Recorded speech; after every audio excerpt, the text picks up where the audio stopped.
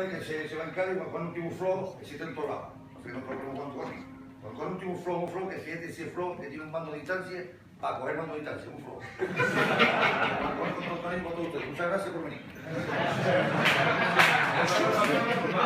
Y vamos a transformarnos en personajes. Muy fácil, ¿eh? Y fijarse, 1, 2 y 3.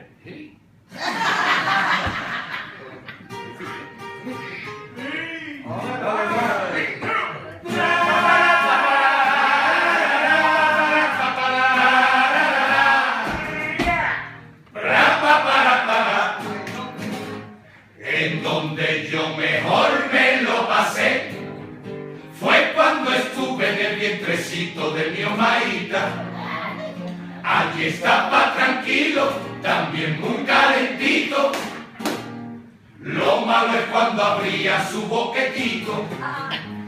Una mañana se coló un chaval, muy largo y con la cara colorada. Entrando y saliendo se llevó un buen ratito ese gallo, la confianza que el tío cogió. Al cabo de los días volvió el chaval al agujero. El día que está lloviendo porque traí a un chubasquero.